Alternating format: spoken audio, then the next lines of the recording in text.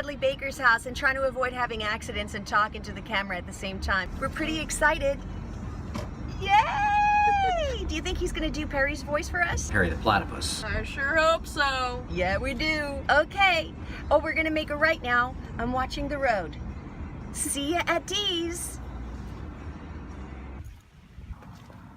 Ah, yes. This is great. Very you. Yeah, it's kind of a little, I designed it to be a creative incubator. I love. Not so much just a recording space, but someplace that's, you know, it so inspires cool. And it also grows interesting ideas, and that's more of what I'm focused on. Absolutely. Is this one of those Vera desks, those lift desks? Yeah, it goes up and down. You can, Wow. like that. That's also a fellow Colorado boy, Lon Chaney Sr., man of a thousand faces, from Colorado Springs, which is where I went to college, where my wife is from, where I met my wife. Did performing and stand-up and all kinds of things there. Aye! Aye! So tell me a little bit about Comic-Con this year. Tell us, like, what's your favorite thing about Comic-Con? Well, Comic-Con is it's a great celebration of what fans love. It's for the voice actor, it's an exhausting ego blast. It never stops. It's coming at you all the time, and it's a lot of fun, and I really like it. I like it. I like conventions in general just because they are inclusive and accepting of all narratives and mythologies where they all coexist together without the threat of violence or without dismissal or without anger or anything. It's this arena where humans can actually be what I think we're best in our best light, which is creative and enthusiastic and inclusive and cooperative. And that's the best of what a Comic-Con is, and that's why I love them.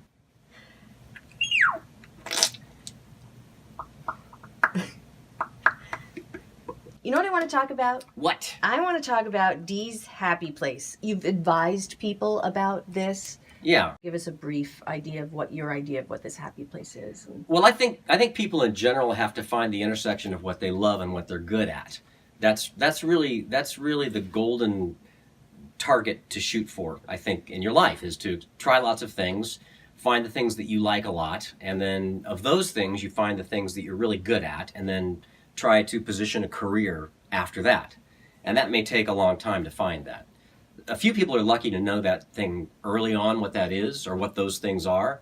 And others, like me, take a long time to find out what you're good at and what you like. You got to explore and splash around in life for a while, and that's okay. These days, I think people there's increasing pressure for the young people to not only zero in on the one thing they're supposed to do, like a career or a job. Nobody wants a career or a job. I don't want a career or a job.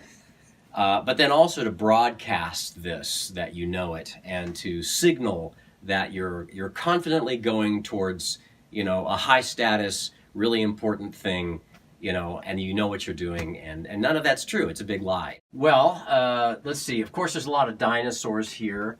I put out a lot of pictures. I printed up these pictures of things from movies and creative types that have meant something to me. And there I am doing my Jawa. That's the Jawa outfit my parents made me when I was a kid. And I've also got DVDs in the background of movies that I really like that inspire me as well. A lot of dinosaurs. I really like collecting really accurate dinosaur models. Yeah, and I just like the idea of having them looking down on me. My desktop here, I've got this, the idea that I had when I designed this is I kind of wanted to have like a little shrine with my patron saints here of creatives and just kind of historical figures and scientists and musicians that really mean and have meant a lot to me, and just to have them around me in this little creative incubator here. Let's see, we got well, there's Jefferson, there's Jane Goodall, there's Kurt Vonnegut, there's Steve Martin, Ray Harryhausen, Peter Sellers, Lincoln, there's Washington, there's Dick Smith, the makeup man, is just, he's awesome. He's one of my very favorite guys. I love special effects makeup. I thought I would want to do special effects makeup when I was a kid. A little shrine to Godzilla versus the Smog Monster up here. Oh, that's great. It's a phaser replica signed by William Shatner, because I think when you're young, you should be exploring and trying things and failing at things and learning from that. And that's what I think life should be for the first few decades at least, if not for the rest of your life. So as far as finding the thing that you go for, just try stuff and keep trying it, and don't fall into the trap of thinking that you have to find it early on and that you have to get some money, some big money, high status, really important, cool looking job right out of the gate, because I think that's ridiculous. Let's skip to what you do for a living, mister. The funnest thing for me about doing animation voice acting is the collaborative freedom that you have to come up with something. Generally speaking, I like to show up not so much prepared but ready. So I'm not like memorizing my lines or coming up with exactly what I want to do if they send me the script ahead of time, because often it's a much more improvisational arena where you show up and you talk with the people producing it who are making the show, and you learn from them the tone and the thing that they're going for, and from that you come up with something out of the air that seems funny or dramatic or whatever the tone that they're going for. And that happens very much in the moment in an improvisational way. And that's really fun. It's the collaboration of creating and making a show that an actor likes, but without the script. And because it's not on camera, you don't have to sit in a trailer all day. You know? Yeah. So I like that. And he'll have, I've got some fog, for a fog machine I'm going to have coming out. And the witches will be around bringing him to life along with his pumpkin friends over here. The other thing I really like is just, I just like doing the weird stuff, the creatures and the monsters and all that. And that just feels like you're Dr. Moreau and just putting these things together on a slab on the fly and creating something out of these spare body parts into this living creature that's never been seen before often. And that's really exciting. That's really exciting to do. So you refer to Dr. Moreau. That's that movie, The Isle of Dr. Moreau. Well, it's the book, yes. Okay. And movies. The movies, I could talk about those. But yeah, getting back to H.G. Wells' Island of Dr. Moreau, which is he was a mad scientist, one of the original archetypal mad scientists, really, maybe the original, who would put together different body parts and kind of weave together different creatures to make other creatures. It's often depicted in the movies as just like there's the man boar and the man lion, like it's a combination of one animal with a human. But in the book, it's much more diverse than that. It's almost like genetic engineering, where he's taking different elements from different creatures and then sort of weaving them together biologically in the lab to create new creations and monsters and things that don't look like anything that's ever been made. Wow. So you're kind of like the Dr. Moreau of voiceover. Yeah, that's kind of how it feels some days. Not always. Sometimes I'm a puppy dog, Sometimes, it's something very innocuous and sweet. But there's other times where they just need something inhuman or monstrous or just weird, alien maybe. And you come up with something, that's never been seen before or heard before. Did you look at places for like the geographical location? I like it. Maybe I don't. This is a mock-up of the planets here that hang over me. I was always into astronomy when I was a kid. Got a couple of telescopes, and I had UFOs around my home in Greeley, Colorado when I was growing up, which I never saw, but I read about. I was hoping to see them with my telescope, which just didn't work out, unfortunately.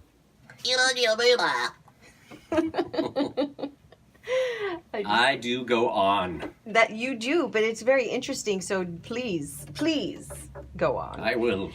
Okay, so let's talk about Yeah, I mean, when a show needs a creature sound, why don't animated shows just pull from a library of sound effects? When a show wants to have a sound that's non-human, that's an animal or a creature, if they can at all, they will certainly go to sound effects library.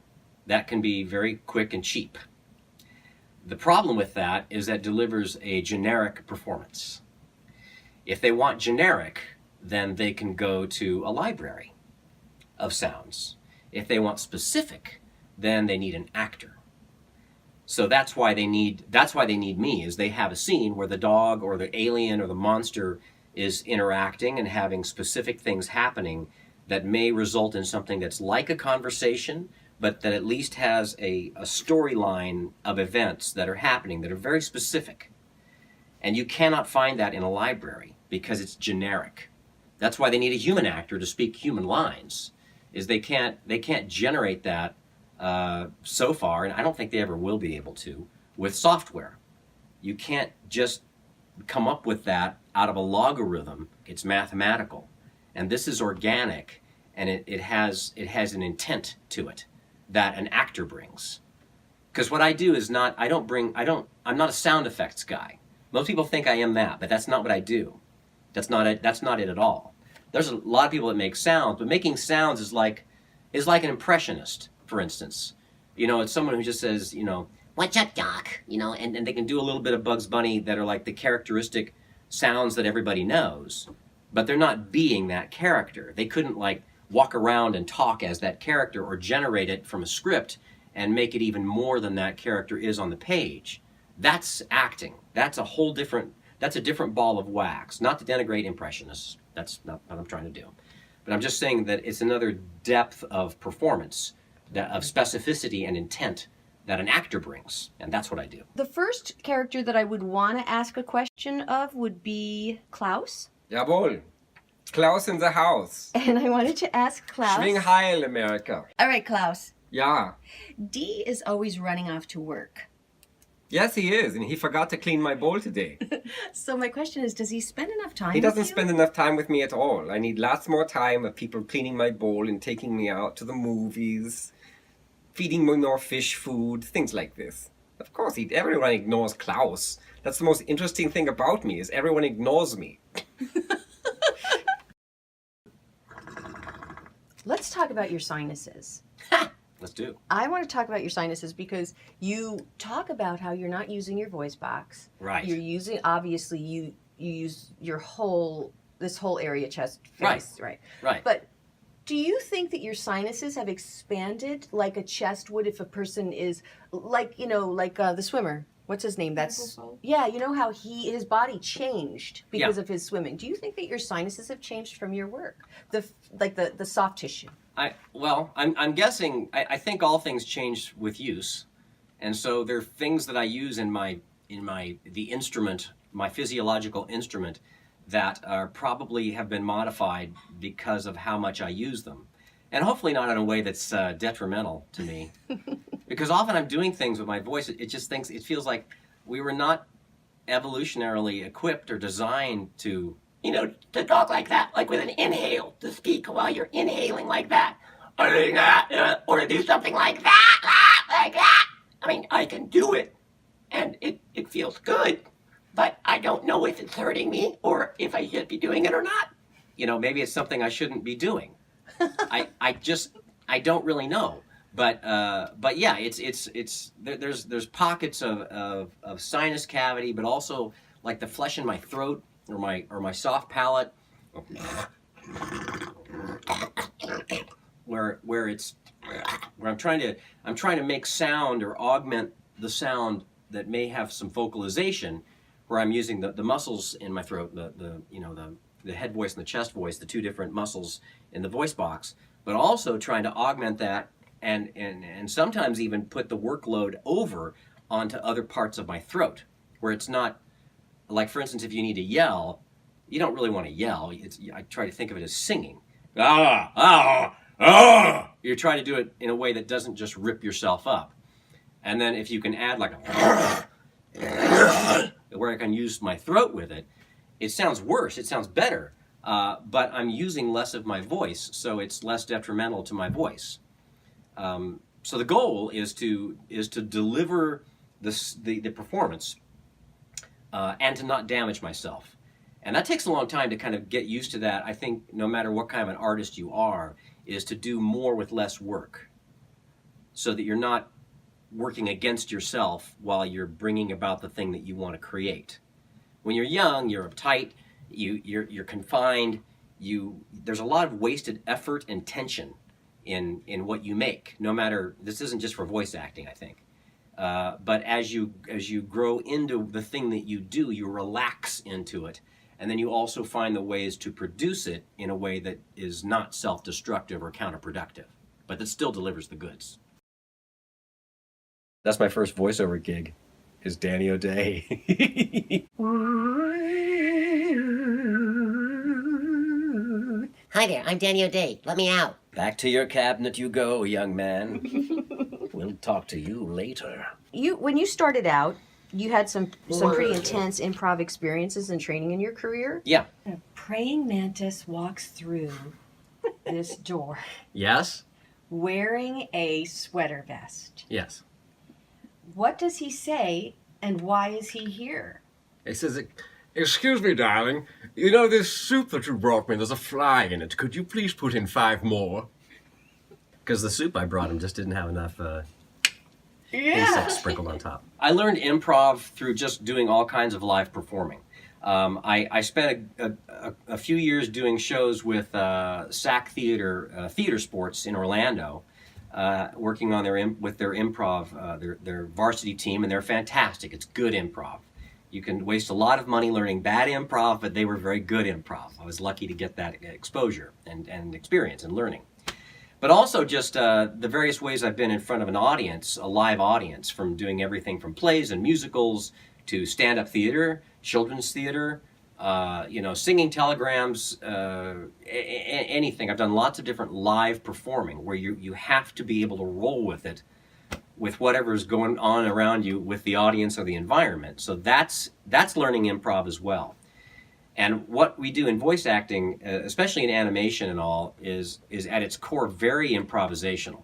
And you have to have that antenna and those strengths attuned so that you can bring that to bear on the work and make it even better than it seems like it's going to be. You want to make it even better. So for me, I have that training and confidence as well, the improvisational experience. But also, I'm constantly filling myself. I look at it as a voice actor is a kind of artist, that you're constantly having to fill yourself with things that fuel your performance. And so I do that with all the other things that I love to do, that are not just actory things, but are just things that I like. Like I've got my dinosaur magazine. I do my macro photography of bugs and flowers. I'm learning to play the bass. I'm trying something new. I've always wanted to learn an instrument. Music, the music that I play and I listen to is important. Right now I'm listening to Queen, getting ready for the Bohemian Rhapsody movie that's coming out. And just sort of diving back into that and remembering what that meant to me and just how remarkable it is in terms of the production of the sound and the theater of the music that they make, which is very theatrical in a lot of ways. That's part of what's so fun about it. And so I see it as a professional responsibility. I think everybody should be doing this in general, but it's a professional responsibility to be seeking out these sources of fuel, fuel-like inspiration that feed what's coming out of me in terms of my performance. And so, so things like that, yeah. I wanted to ask Daffy Duck. Oh, okay. So, Daffy. Yes. Dee likes to take pictures of bugs. What do you think about that? Oh, bugs are okay, so long as it's still rabbit season. But, bugs can be interesting, but it's sort of, you stand around and I like to make things fall apart. And Dee likes to just take these special little pictures of bugs like that. I just couldn't stand still that long. It looks good, Dee. Yes? And You've researched me? I researched you thoroughly. There's a lot out there, but a lot of really good stuff. And one thing that you talk about a lot is your website, for voiceover actors, your advice. Your advice. Why do you have this resource available for people? Well, I'm a big mouth, and I've got lots of opinions. And I want anybody who asks me the question, how do I get into voiceovers? I want to give them actually what my answer is, because you don't know if it's the right person for the answer, for the question. Most people aren't serious when they ask it, or they're not really interested, or they're not really ready for it or right for it. But I don't know that. So the easiest way for me to avoid having to talk to everyone who asks me that for 2 hours is to put it on a website. So I like it. It really feels good to me in a lot of ways to put out my long-winded opinions on things, and then just to be able to quickly send people to that, so that they can get everything I think. I've got all my soapboxes and all the different things that I think about when and that I've learned from becoming a voice actor. I put it all there. If something new occurs to me, I add that too. And the nice corollary to that is that other people, because there's no money involved, I'm not selling anything, I'm giving it away, is that anybody can send a referral to that, whether it's a voice actor or a voice agent or whoever, and just say, well, just go there. Either I don't know, or I don't want to talk about it, or it's all on this other site. I don't have 3 hours to talk about this, and so it saves everybody a lot of time. So it's a win-win-win for everybody, whether you're interested or whether you're another voice actor or whatever, or if it's just me who just wants to get this stuff out there, is to put it all up on my website. It's a lot of fun to maintain, and I like answering questions, and it feels like I'm putting something good out into the world. Do you update it a lot? Yeah, I add pages to it. I've added a few pages recently. They're kind of like little essays that I'll add. Sometimes it's inspired from a question that a voice actor asks, or sometimes it's just something I've always thought about that I always wanted to write about, and I'll just write a little essay on it. All right, so the next question is for Tarlock. Oh, okay. Is that good? Yes, Tarlock. So I hear, Tarlock, that Dee's birthday is coming up. Yes. What did you get him for his birthday? I hate to admit it, but I didn't get Dee anything for his birthday, because he did not contribute to my campaign.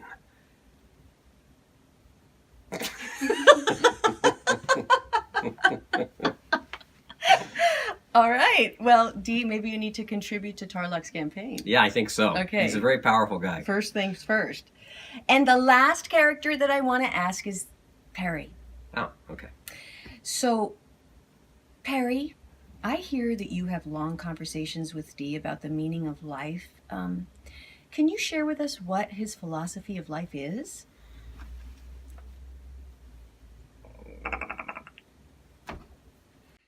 Da da da da da da da da da. What is the quickest job that you ever had? And conversely, what's the most challenging, time-intensive job that you've ever had? Well, the quickest job I've ever had was doing Perry the Platypus, where they just said, here's a picture of the creature, make a sound, and I quickly determined that there was no range of expression that they wanted whatsoever. They just wanted a simple sound, and that was the gag. And so that took about 5 minutes to try 3 different things for Perry the Platypus, and they said, well, we'll choose one. And that was the end of it. And they just put it in every episode afterwards. That was the quickest gig I've ever had. The most challenging gig, actually, is a gig where the people who are making it don't really know what they want. And then you have a really long session of trying to find out what they want. And that's frustrating for everybody. So that, for me, it's not a question of time, it's a question of wasted time. And that's the worst kind of time spent to me, is that. Not just because it wastes my time, but more importantly, it wastes their time. And I don't like feeling I'm a part of wasting their time. I just want to be a part of helping them solve something efficiently. I want to be a problem solver. I want to solve the problem or the puzzle. It's not just a problem. That sounds too negative, maybe. It's a puzzle.